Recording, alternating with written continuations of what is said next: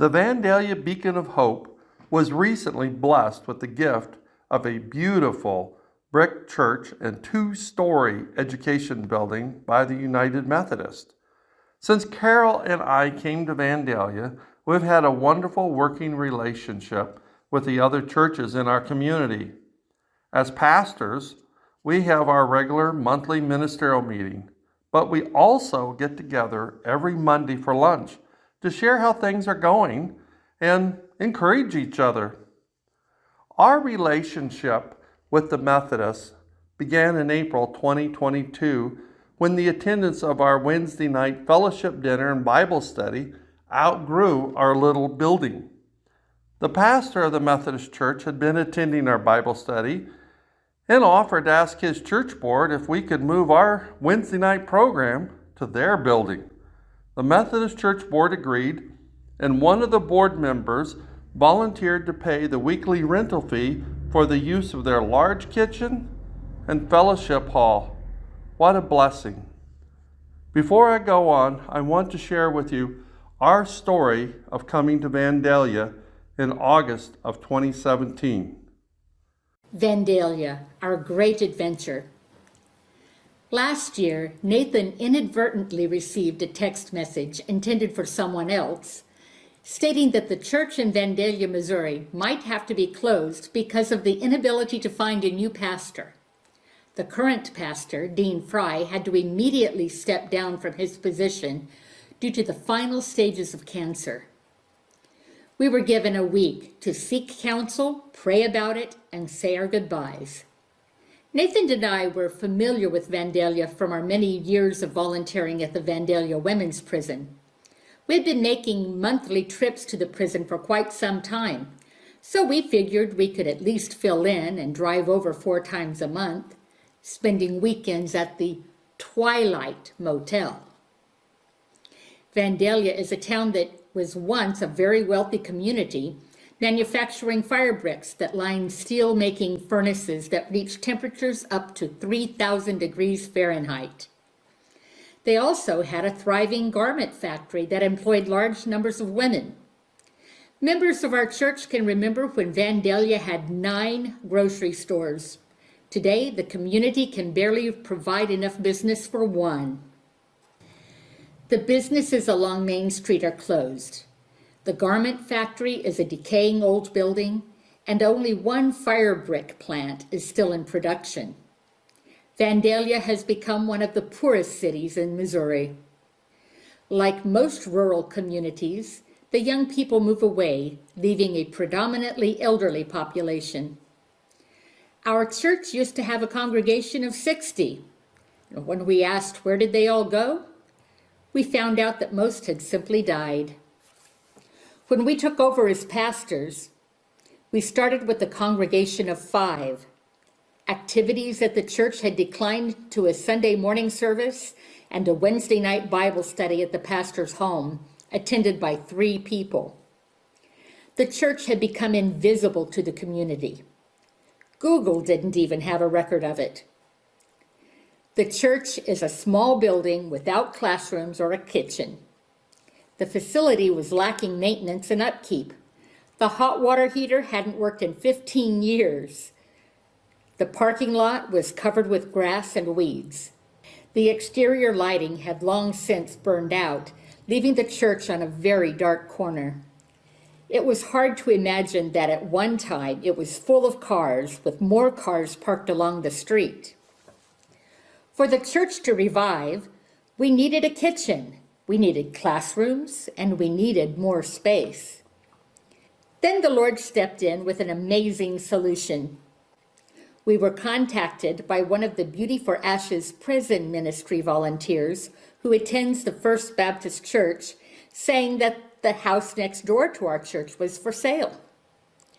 The house provided us with a place to live, a church kitchen, and Sunday school rooms. The house also provides a place for prison ministry volunteers to stay when they travel from Kansas City. Based on our experiences at Northland Cathedral, we began a Wednesday night fellowship dinner and Bible study. We cooked the food in our little kitchen and hauled it across the yard to the church. Attendance picked up. We now run between 15 and 20 on Wednesday nights as well as on Sunday morning. To address the drug and alcohol problems of the community, we initiated Celebrate Recovery, a Christian 12-step program for hurts, habits, and hang-ups. We meet on Friday nights from 6 to 9. A McDonald's restaurant in an adjacent town donates their leftovers, which we heat up and serve as a meal before the 7 p.m. service. We have promoted Celebrate Recovery through participation with community events like the Vandalia Fair and the Prairie Days Parade. We became involved in the community. Nathan joined Rotary to get to know the business people of Vandalia, and I helped direct the high school spring play. Nathan built props and provided our sound system.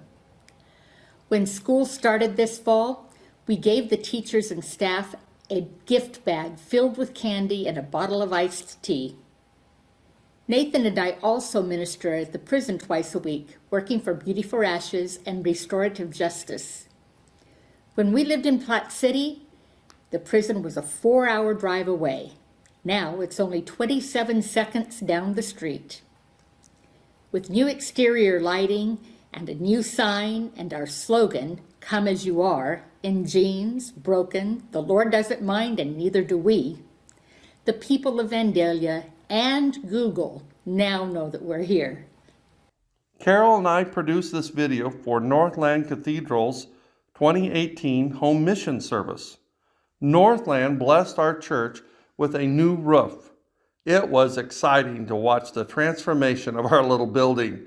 It went from an invisible church on the edge of Vandalia into an attention getter along US Highway 54. Several people told me that they had started using our church as a landmark for visitors coming into town. They would tell them something like, "Go past the church with the blue roof, go 3 blocks, turn left, and you're on my street." Over the next 3 years, we remodeled our church to create a welcoming worship environment. We started by replacing the painted screen and video projector with a flat screen TV. Then we were given a set of discarded kitchen cabinets, and we went to work on refinishing them. As we were refinishing the cabinets, I realized that we had to upgrade the electrical service to the building, install a new breaker panel, and run a lot of new circuits for the kitchen. David Roy from Northland Cathedral drove over from Kansas City to help with the wiring and donated the appliances. I spent a lot of time under the building pulling electric wire, and in one situation, I didn't fit in the crawl space. So Carol had to brave the spider webs and feed us the wire. The final step in remodeling was the replacement of the old shag carpet and building a new platform. We have been too small of a congregation to do much, but with God's help, we have taken on God-sized projects. We partnered with Convoy of Hope to apply for a grant to receive a new pair of shoes for all the children in the Van Far Elementary School. It was a major undertaking, measuring all the children's feet, sorting the shoes by classroom, and distributing the shoes to the kids.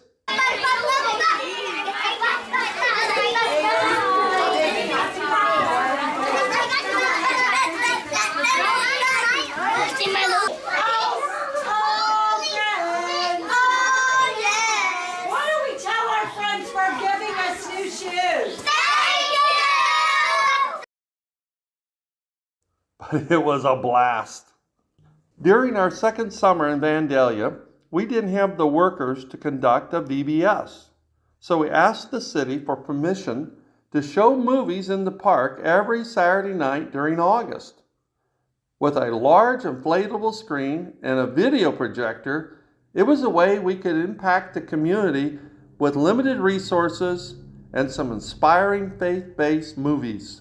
When COVID hit, we wanted to do something that would lift the morale of the community and share God's love.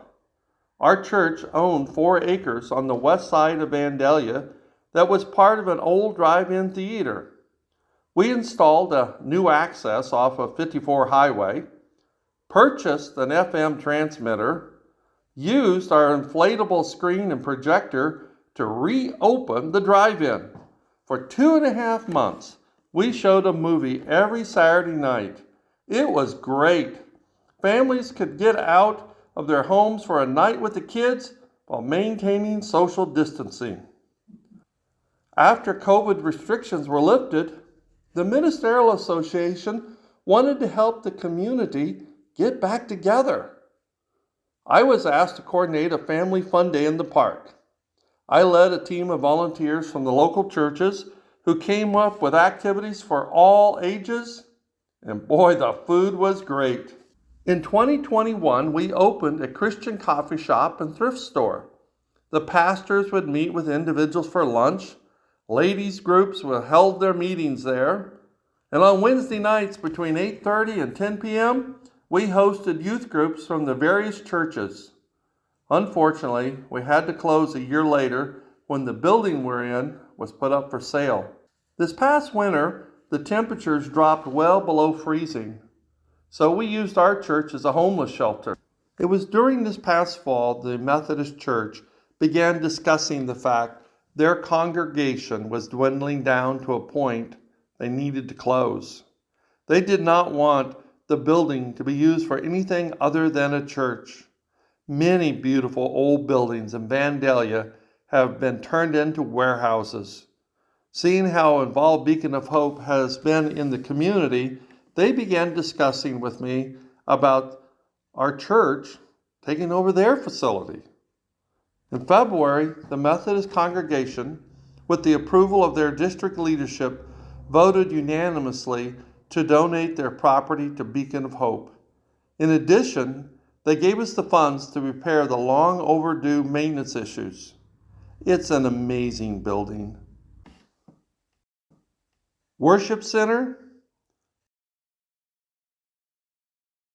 6 large classrooms, church admin office, pastor's office, fellowship hall, and kitchen. We are so blessed that words cannot express how good God is.